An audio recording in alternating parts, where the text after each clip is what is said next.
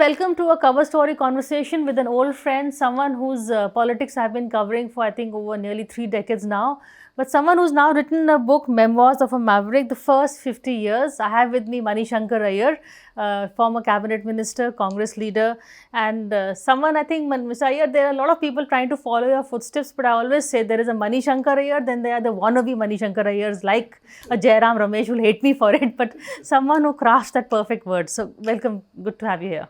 Well, thank you very much for talking to me about the book. And I hope we'll talk about the book rather than anything else. Okay, we have the rules of engagement on the table, but do you want to address the elephant in the room and get that over with? What is this controversy? I'd really rather not. About the book, let's go on to the book. You've written the first 50 years are from 1941 to 91. So that also covers the Rajiv years. Yes. Yeah. So a bit about you. How did the diplomat Shankar Iyer get drawn to politics? I mean, there's no Khandani politician that drew you to it. No, there's no Khandani politician. In fact, I belong to the smallest minority in India. I am a Tamil Brahmin refugee from Pakistan. I don't think there are very many of us. And therefore, when we came, I had no language other than English, which was being taught to me at school. I had no place that I could claim as my own.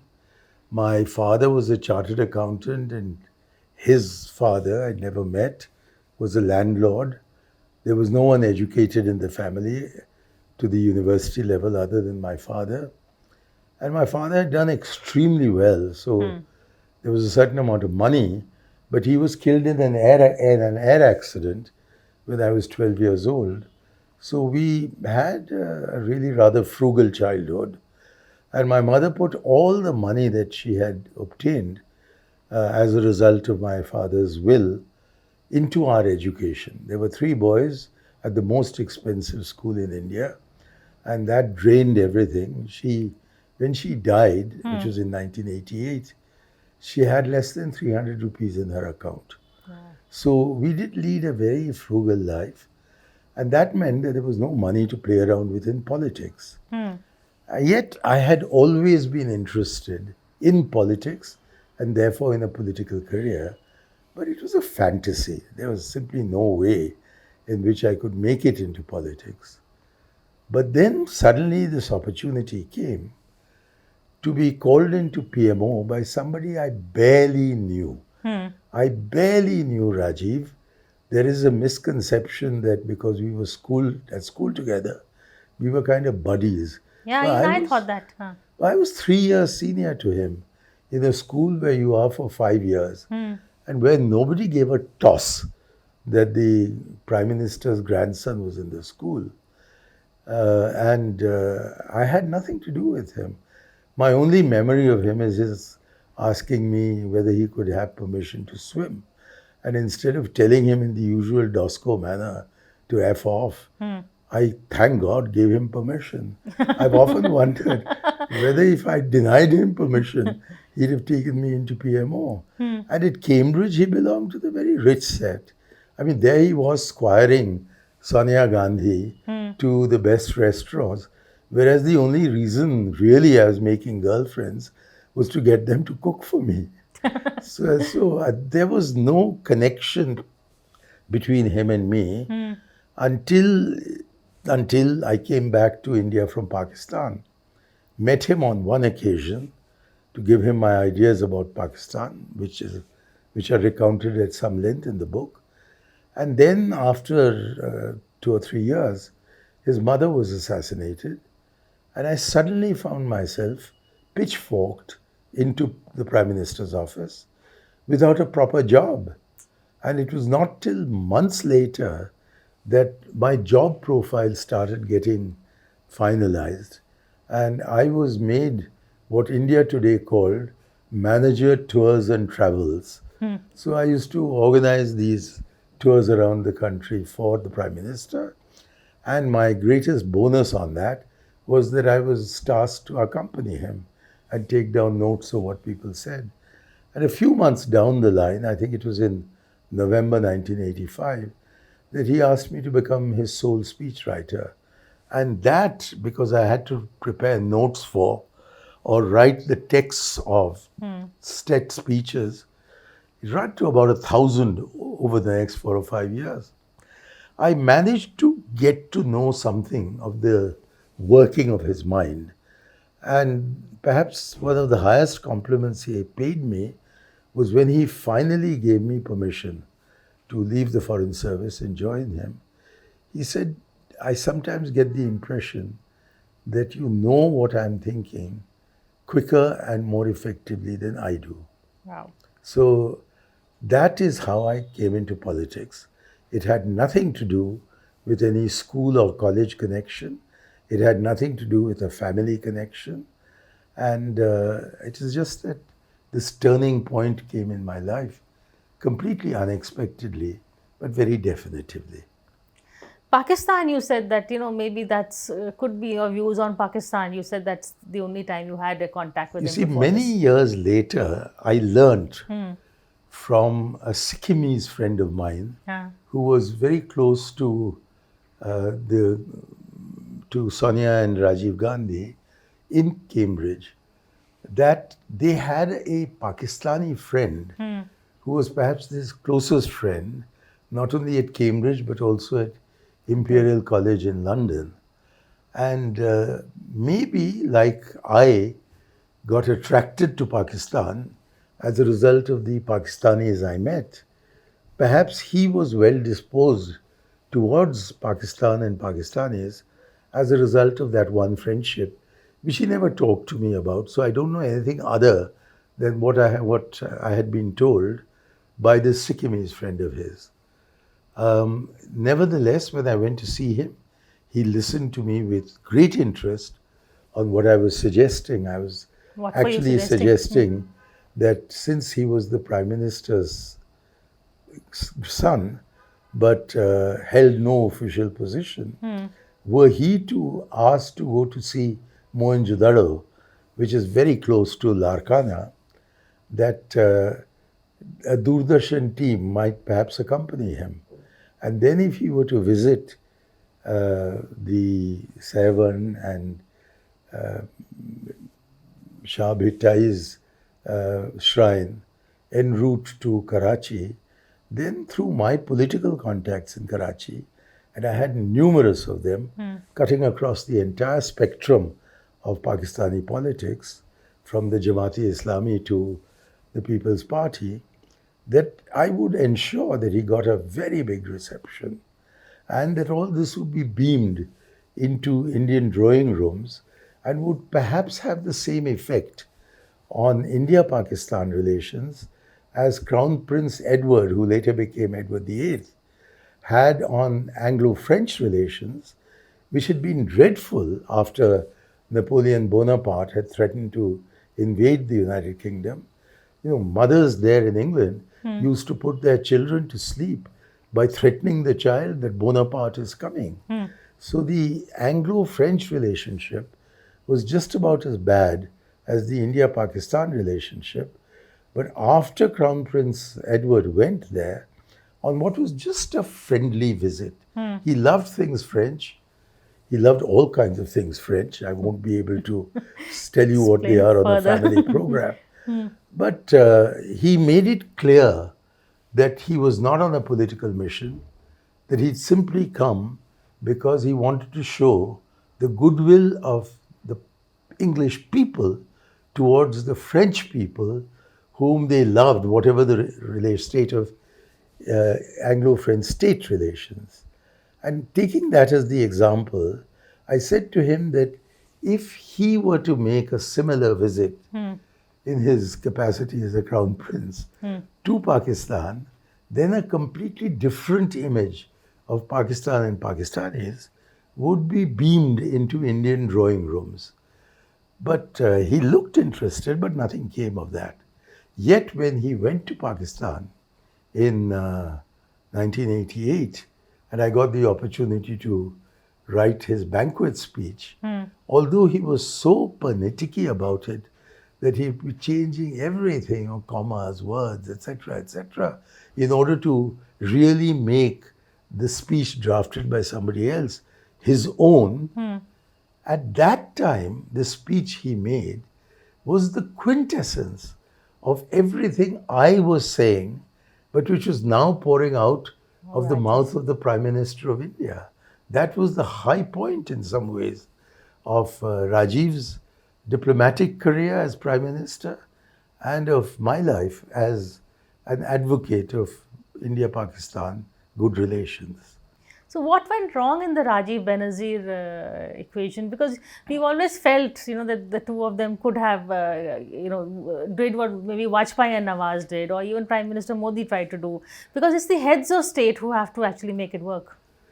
You see, as Rajiv said in an interview to Sunday magazine, in August 12th, 18th August 1990 is the issue that your viewers would have to look up if they can find it. He said that it's much easier to deal with a hawk who has a strong government with him than with a dove who is in an unstable situation. Right. And while the sentiment and even some of the political moves made were constructive, he always felt that she wouldn't be able to sustain it. And he himself lost the election within almost exactly a year of his going to Pakistan. So actually his position was unstable. Her position was unstable. And she was out of power within a few months of his being out of power. So the relationship between them, which at a personal level was good, but not as good as his personal relationship with Zia-ul Haq, Tell us about that. it could not fructify into a political agreement. What was Rajiv's equation with Zia-ul Haq? Well, as a statesman, it was a very good, positive, constructive one. He met Zia-ul Haq 6 times in different parts of the world, but also in India. And they had, even in December 1985, within a few months of Rajiv becoming the Prime Minister, had arrived at what Rajiv in that interview calls a time-bound, phased process of coming to an agreement, beginning with Siachen. And he says that it had even been arranged that Zia would be coming to Delhi to sign an agreement on the withdrawal of troops from the Siachen plateau when he was killed with those exploding mangoes. So he says in that particular interview that he had a good relationship with Zia, not a personal one, as he might have had with Benazir, but a good political equation with the man. And he felt that had Zia lived, and perhaps had he continued as Prime Minister, they might have been able to arrive at a stable agreement that established a via media between the two countries. I'd like to I ask you to help us evaluate, or tell us more about Rajiv Gandhi, because very few today know him as well as you did. And you do, you still continue. If there's anyone who wants to know about what Rajiv's policies, when Shankar Iyer is the person to go to. Well, you've asked the question a little prematurely, if I may say so, because the companion volume to these memoirs that is due to come out in a few weeks, perhaps, certainly within a very few months. I've just finished rereading the whole thing, and immediately after we finish our interview, I'm going to send it to my publisher.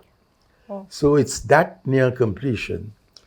In that, I have explained a great deal about Rajiv.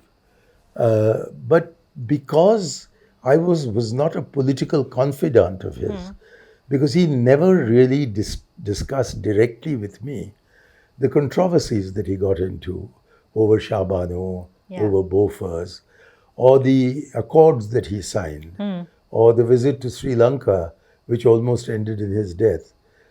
I did not really have an autobiographical account to give of these events. And so my publisher said that this is biography, it's not autobiography.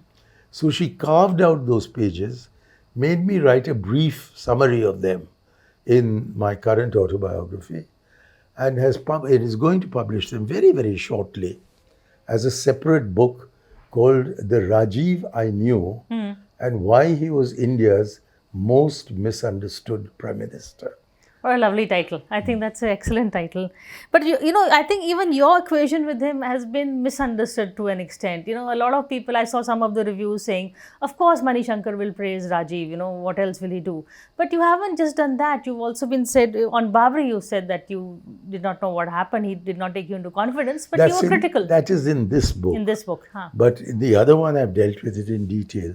But in this book, what I have said, or the extent to which I've said it, is that on Shabano, and particularly the Muslim Women Protection on Divorce, Rights on Protection of Rights on Divorce Bill, 1986, the Supreme Court in 2001 has completely vindicated what he did and said that he did not reverse the Shabano judgment of 1985, that he merely codified the interpretation of Muslim personal law into our civil law and left the implementation or the execution of Muslim personal law not in the hands of Maulvis and Mullahs, but in the hands of the magistrate. It was brought into our judicial system, and the State Waqf Board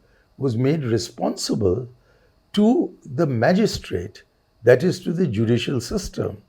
And that is the act under which all Muslim women's divorces have been considered for the last 22 years. And yet, astonishingly, if you look up Nirja Chaudhry's book, where she says Shabano, and she says somewhere in brackets, that's in the index, Supreme Court 1985, she just doesn't mention 2001. So it shows that the 2001, which was the definitive Supreme Court judgment on this issue, has simply not been taken into account. And I have taken very deep account of it. So in that sense, the book to come will be a breakthrough. But of course, I have referred to it in this book. Also, okay. I'm going to take a break and I'm going to come back and I'm going to talk to you a bit about, you know, the anecdotes from your life. For instance, the time when you gate crashed Jayalalitha's cavalcade or something during one of your campaigns. So some incidents and anecdotes. So stay with us after a quick break.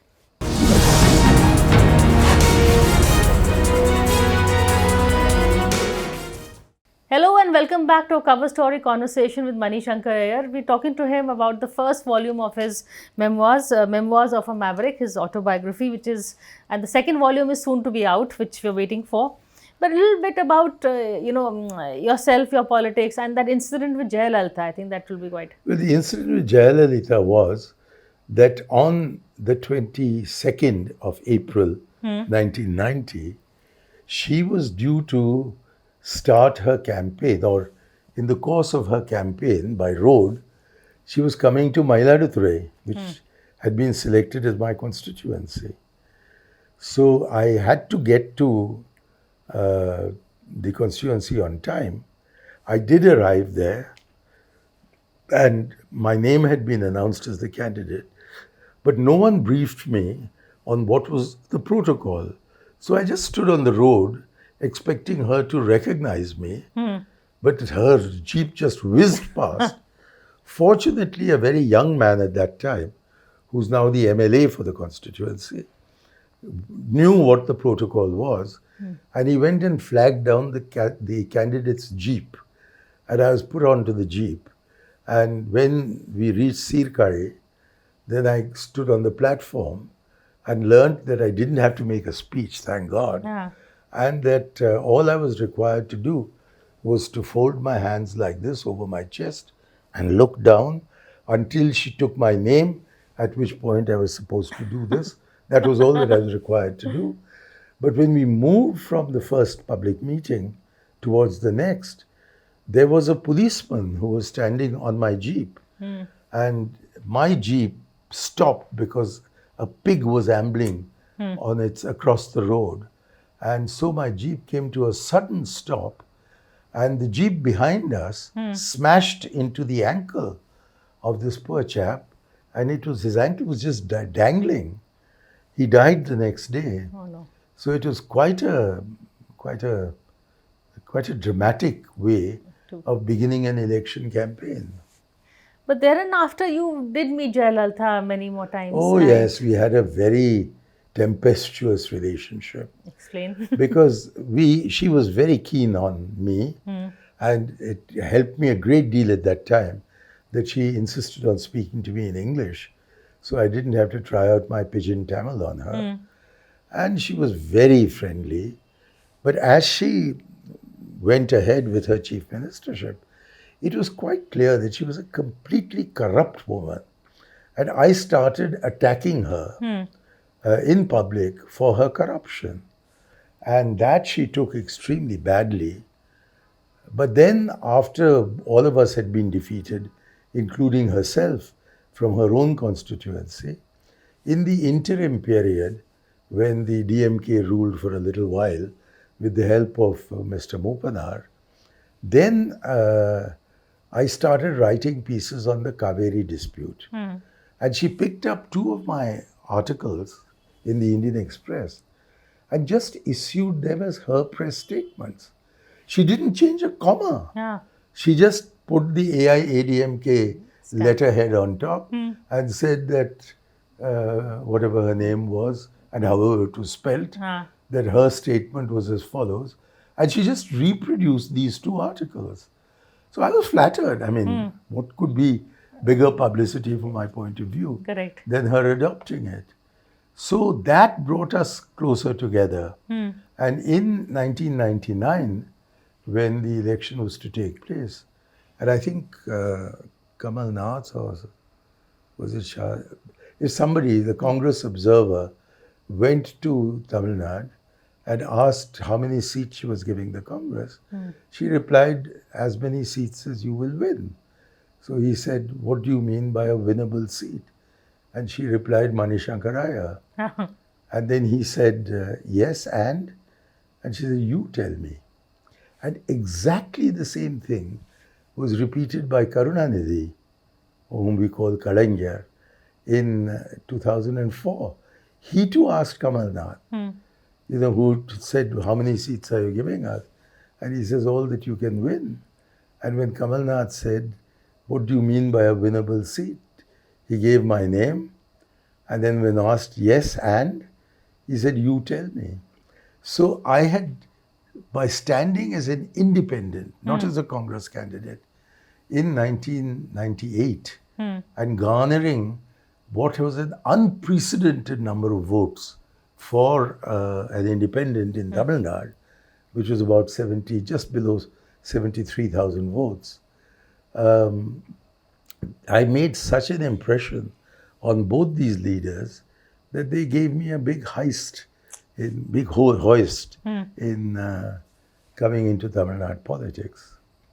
In fact, your own politics, you also said earlier on you were a communist, and there's always, if there is a socialist strand of Congress, it is the Mani Shankar way of thought. We always say, perhaps one reason why you and your fellow Tamil Chidambaram keep clashing, one of the many reasons, is because he is, you're a socialist and I guess he's not. Yeah, he's a socialist and I'm not. Yeah. He's also a few years younger than me. But he's very much senior to me in the politics of Tamil Nadu and the politics of the country. And he certainly enjoyed Rajiv Gandhi's confidence much more than I did. And on one occasion, Rajiv asked me, what's the score between the two of us? And I said, Mr. Chidambaram's 40-0 and I'm 0. So it so happened that he was winning all his arguments vis-a-vis me. And then we drifted apart when he joined the Tamil Manila Congress. And I was very critical of him at that stage. And I don't think he's ever forgiven me, which is hardly surprising given the kind of language in which I attacked him at that time. Fair enough. But within the Congress, where do you see Mani Shankar Iyer's face? On the margin, I'm out. In this Congress, but you were not out in the UPA years. As a Nehruvian myself, and why am I a Nehruvian? I think principally because I was 6 years old when Nehru became the Prime Minister of India. I was 23 when he died, a few days after I had first set eyes on him in person. I've When- described that in the book. Tell us when that. Well, we had gone for our cipher training as IFS probationers into the basement of South Block. And we were just emerging when Panditji stepped out of the lift and he turned to one of his aides and said, "Ye bacche kaun hai?" And the man explained that we were the IFS probationers. So that's the only occasion on which I ever saw him at about the distance I am from you. And a few days later, he was dead. So that entire generation were deeply influenced by Nehru. And unlike many others who moved out of his thrall, I never did. Because as I grew older and as I thought more, I became deeply convinced that the one who really understood India and knew where India had to be taken was Jawaharlal Nehru. So that school of thinking is perhaps a little obsolete now. And because I am uninhibited about expressing my views, I'm not regarded as a reliable party hack. And I'm not really a reliable party hack. So it's not surprising that I am withering away on the margins. Definitely not the margins. You're definitely there in the headlines. And as you said, I think a maverick is the way you describe yourself, right? That's right. I think it's an accurate description of the person I am. I was a maverick at school. I could never play any games. I was all thumbs at cricket and so on and so forth. So the only thing that I shone at was in debating. And in a school that valued brawn much more than brain, I was a maverick there. At St. Stephen's, I was very much on the left and therefore a maverick there among these very rich boys who were my classmates. I was a maverick at Cambridge, which was dominated by the Tories, and I was of the extreme left. I was a maverick in the Foreign Service for two reasons. One, that it so happened that I kept getting economic assignments instead of political assignments, and because my views on politics, particularly our relations with Pakistan, China, Sri Lanka, were not at all in line with the official line. And therefore, I think in many ways, my moving into politics and not remaining in the Foreign Service was, without my quite realizing it, the most intelligent decision I took. For perhaps the second worst thing that could have happened to me in the Foreign Service was to not be made a secretary. But the worst thing would have been to be made a secretary or a foreign secretary and then not toe the political line. So therefore, I think some hand of destiny guided me out of the Foreign Service at just the right time and brought me into politics, where I've enjoyed myself so much, despite setbacks, that today I don't have any regrets. Wow. None at all. Je ne regrette rien. That was going to be my last question, but this is what happens when you're talking to someone who knows all the answers and is good at words. So thank you so much, Mr. Iyer. Thank you. And we await your next book. Thank you. Thank you.